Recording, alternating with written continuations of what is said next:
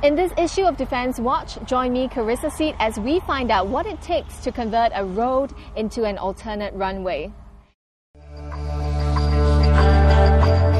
This is Lim Chu Kang Road, a straight, 24-metre wide, 6-lane highway, pretty much your average public road meant for normal traffic. But if need be, it undergoes a dramatic transformation from highway to runway for some of the most powerful aircraft of the RSAF.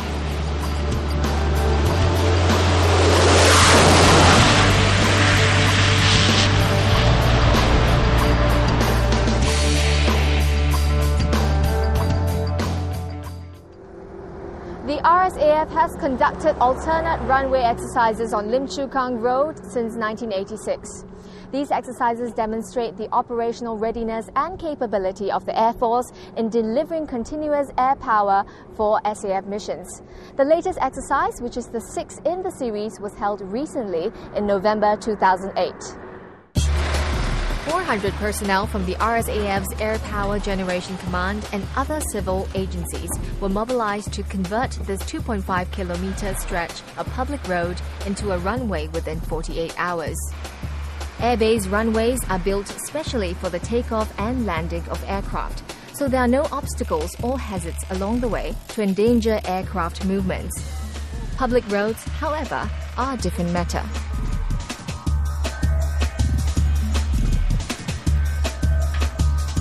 That poses certain challenges.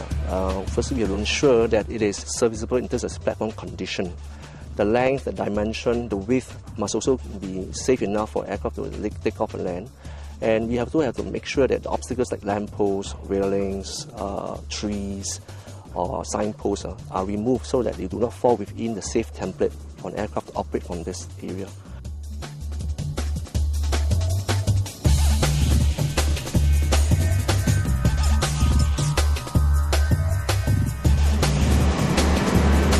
At regular intervals throughout the 48-hour preparation phase, these trucks, which are fitted with magnetic hoods and vacuum units, will clean the road of any FOD, short for foreign object or debris. They could be any small loose objects on the surface of the road. If these FODs get sucked into the engines of the aircraft, they could cause serious damage. The intake system on the aircraft is like a vacuum cleaner. So it sucks in anything that you'll find that's within its zone of its intake systems. So things like debris as small as a 5-cent coin, when sucked into the engine, will damage the blade or the turbine systems of the aircraft. We conduct not just periodic sweeping of the area by our FOD or fault killers. We also conduct FOD walk, where we actually line up on the runway and we walk through the entire area to ensure that all these minor things are actually picked up and are removed from the platform.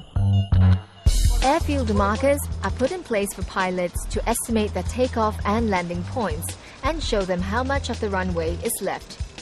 Approach lights are also assembled and put in place for aircraft to approach the runway at the correct angle. Portable airfield lights are placed along the edge and at each end of the road to show the pilots where the runway is. Equipped with solar panels, this is a self-sustaining lighting system that can be deployed to cover a runway up to 4 kilometers in length. The mobile arrestor gear is another system that will be set up at the alternate runway site. It supports the safe recovery of aircraft during aborted takeoff or landings. It does this using a tensioned hook cable. The hook cable will be deployed along the runway. And once the aircraft engages the hook cable, the hydraulic braking system in the mobile arresting gear will be activated. So depending on the speed of the aircraft, the faster the aircraft pulls, the more braking strength will be applied to the system, and it will bring the aircraft to a safe stop. Perched on a vantage point about 4 meters above ground level is the Mobile Air Traffic Control Tower, or MATC. It gives the air traffic controllers a good view of Lim Chu Kang Road to control the launch and recovery of aircraft on the alternate runway. Comprising an air traffic control cabin, a hydraulic lifting system, generators and trailers, the MATC is a portable system that can be deployed anywhere. This is definitely smaller than our usual tower. That definitely causes some constraints. In terms of sophistication of technology, we can't replicate the exact sophistication that we have in actual tower. But whatever that we have available in this MATC, it's sufficient for operations and it's business as usual for us. Because Lim Chu Kang Road is shorter and narrower than the usual airbase runway, pilots will face certain challenges when they take off or land. I wouldn't say there's much difference, but because it's narrower, it's harder to see itself in the air. That's the main thing. So we've got to look out carefully for that. That's the difficulty. We have to be more accurate and more precise, especially in our speed and our touchdown point and stuff. This will actually display to the public our capability to land on even public roads, and for operational needs, if need be, we can get the job done right. The alternate runway exercise also created opportunities for the public to better understand our Air Force's operational challenges and contingency plans. Grassroots leaders were briefed on the importance of this exercise and advised on possible inconveniences. RSAF personnel also visited residents and businesses in the area to garner public support for the exercise. Basically, it's not a problem. At least we have a clearer understanding of your arrangements. When the activity will start and end, when we can take which road. We can then plan our daily operations. It's for us what they are doing, so just accept it. So I think everyone should cooperate on it. Singapore is just a limited place for them to do the training and everything. So I think it's very good for them to have such a thing. Now, there's another alternative way. They still are ready.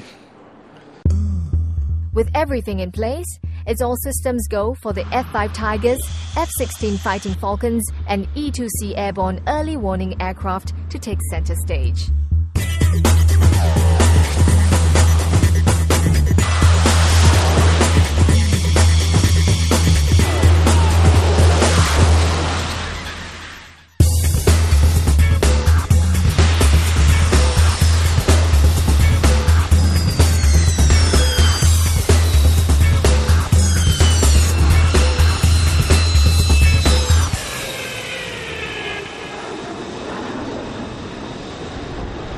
The exercise is good in terms of the demonstration and also the awareness of this alternate runway.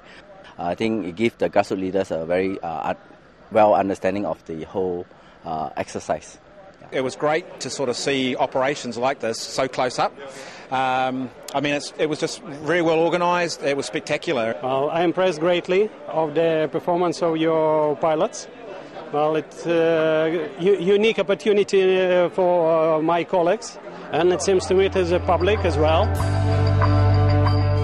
Within 24 hours, Lim Chu Kang Road is back in service with no signs at all that it had been used as a runway.